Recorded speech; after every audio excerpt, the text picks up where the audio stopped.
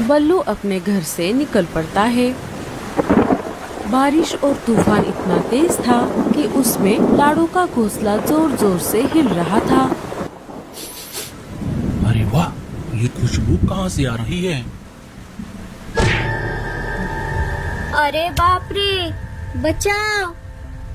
इधर तेज तूफान और बारिश की वजह से लाडो का आधा घोंसला टूट जाता है। चलो बच्चों, हमें ये घोंसला छोड़ना होगा।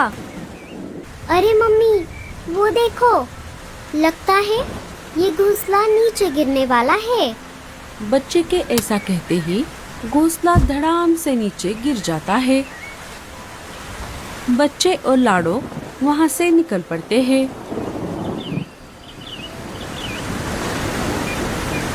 इधर लाडो अपने बच्चों को लेकर उस पेड़ के तने में बने घोंसले में आ जाती है। मम्मी, मुझे अभी भी बहुत भूख लगी है। हाँ मम्मी, मुझे भी। हमें भी बहुत भूख लगी है मम्मी। अरे बाप रे, अब मैं क्या करूं? मैं मेरे बच्चों को यहाँ इसलिए लाई थी क्योंकि यहाँ पर बहुत सारा अनाज पड़ा हुआ रहता है, लेकिन आज तो यहाँ पर थोड़ा भी अनाज नहीं दिख रहा। लगता है मेरे पहले कोई यहाँ रह कर गया है। बारिश थोड़ी कम हो जाती है।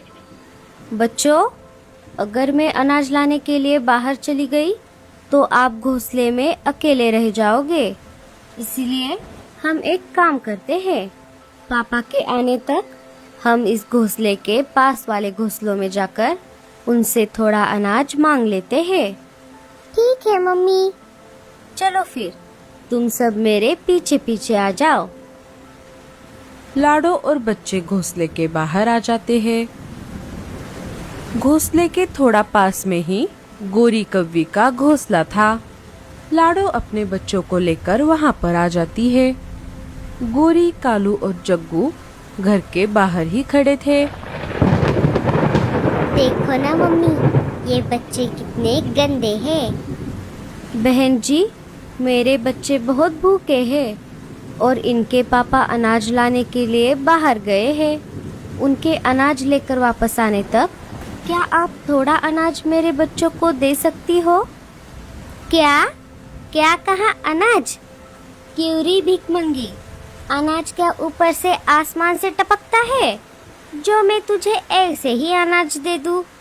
अनाज जमा करने के लिए कितनी मेहनत लगती है। अरे गोरी, ये तुम क्या बोल रही हो? तुम्हें अनाज नहीं देना तो मत दो, लेकिन इस बेचारी को अनाप शनाप तो मत बोलो। आप चुप रहो जी, मुझे इन भिखारियों की आदत अच्छी तरह से पता है। बहन जी, आपको अनाज नहीं देना तो मत दो, और मैं कोई भिखारी नहीं हूँ। मैं तो बस आपसे मदद मांग रही थी। चलो बच्चों, हम यहाँ से चलते हैं। अरे रुक जा चिड़िया, मैं एक काम करती हूँ, इसके बच्चों को कल रात की बासी खिचड़ी दे देती हूँ। वैसे भी वो मैं फेंकने वाली थी। गोरी घर के अंदर जाकर वो बासी खिचड़ी लेकर आती है और बच्चों के सामने रख देती है। भूख की वजह से बच्चे उस खिचड़ी को खाने ही वाले थे कि तभी लाडो बच्चों को रोक लेती है। अरे रुक जाओ बच्चों, इसे मत खाओ, ये खिचड़ी बासी है। इसे खाकर तुम सब बीमार पड़ जाओगे। बहन जी, ये तो गलत बात है। अगर आप किसी का अच्छा नहीं कर सकते तो किसी का बुरा भी नहीं करना चाहिए। अरे अरे, देखो तो, भलाई का तो जमाना ही नहीं रहा। एक तो इन्हें फोकट में अनाज दो और ऊपर से इनकी बातें सुनो।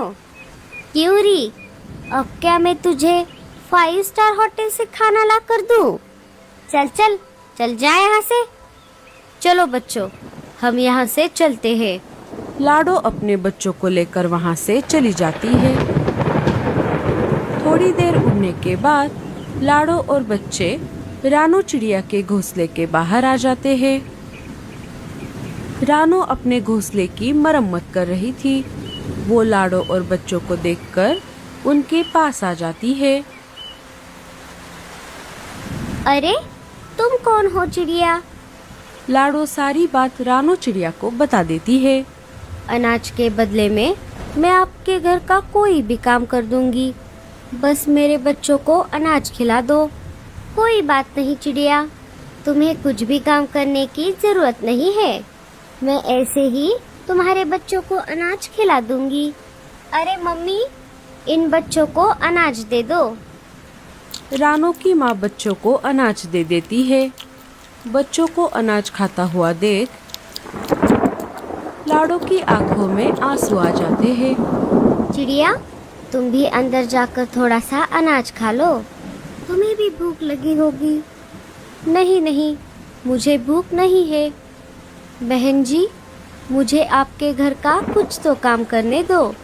ठीक है चिड़िया, जब तक बच्चे अनाज खा रहे हैं तब तक तुम मेरे साथ मेरे घोंसले की मरम्मत करने में मेरी मदद कर दो। अजी, आप कहाँ पर हो?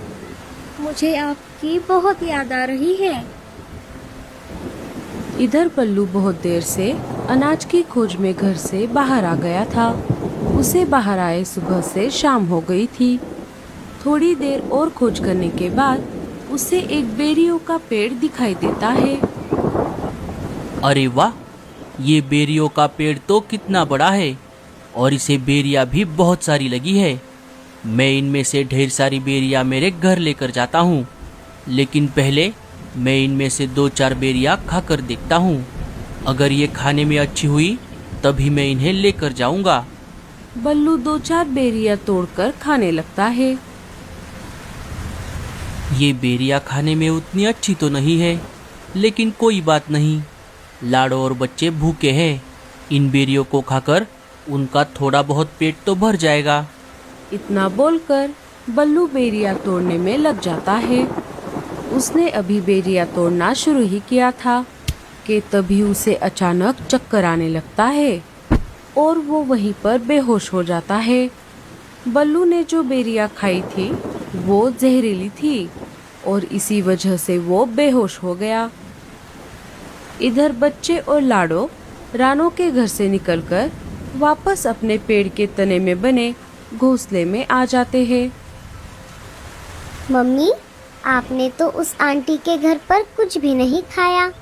आप सुबह से भूखी हो, क्या आपको भूख नहीं लगी? लगी है बच्चों, लेकिन कोई बात नहीं, तुम्हारे पापा अनाज लाने के लिए बहुत देर से बाहर गए हैं, वो अभी आते ही होंगे। उनके आने के बाद मैं खा लूंगी। ठीक है मम्मी। बच्चों, अब रात हो गई है, आप सब अभी आराम करो। बच्चे सो जाते हैं। लाडो की भी थोड़ी देर बाद आँख लग जाती है। सुबह हो जाती है। अचानक लाडो की नींद खुल जाती है। बल्लू अभी तक घर नहीं आया था। अरे बाप रे, ये क्या? सुबह कब हो गई मुझे पता भी नहीं चला, और बल्लू जी भी अभी तक घर क्यों नहीं आए? अब मुझे बहुत डर लग रहा है, कहीं बल्लू जी किसी मुसीबत में तो नहीं फंस गए। मुझे बाहर जाकर उन्हें ढूंढना होगा। चलो बच्चों, हमें पापा को ढूंढना होगा। लाडो और बच्चे बाहर आ जाते हैं। उनके बाहर आते ही वही शिकारी चील अचानक उनके सामने आ जाता है। अब भागकर कहाँ जाओगे? बच्चों, भागो, जल्दी से वापस घोंसले में चलो। लाडो और बच्चे अपनी जान बचाकर वापस घोंसले में आ जाते हैं। अरे यार, बस पकड़ ही लिया था, लेकिन कोई बात नहीं। तुम सब अंदर कितनी देर रहोगे? कभी ना कभी तो बाहर आना ही पड़ेगा, तब मैं तुम सबको खा जाऊंगा। तुम्हारा खाना बनने से अच्छा है हम घोंसले के अंदर रहकर ही मर जाए। चल भाग यहाँ से। मम्मी, मम्मी, मम्मी, हमें बहुत डर लग रहा है। क्या ये चील हमें खा जाएगा? नहीं बच्चों, तुम डरो मत, ये चील अंदर नहीं आ सकता। तुम्हारे पापा के आते ही वो इसे सबक सिखाएंगे, क्योंकि तुम्हारे पापा बहुत बहादुर है। अजी, आप कहाँ पर हो? अभी हमें आपकी बहुत जरूरत है। ये सारा नजारा रानो की माँ ऊपर से देख रही थी। अरे बाप रे, ये चील इन्हें खाए बगैर यहाँ से नहीं जाएगा। मुझे कुछ करना होगा। रानो की माँ चील के पास आ जाती है। अरे ओ चील, तू यहाँ पे क्या कर रहा है? अरे ओ बुढ़िया, चल फुटले यहाँ से। मैं मेरे शिकार का बाहर आने का इंतजार कर रहा हूँ।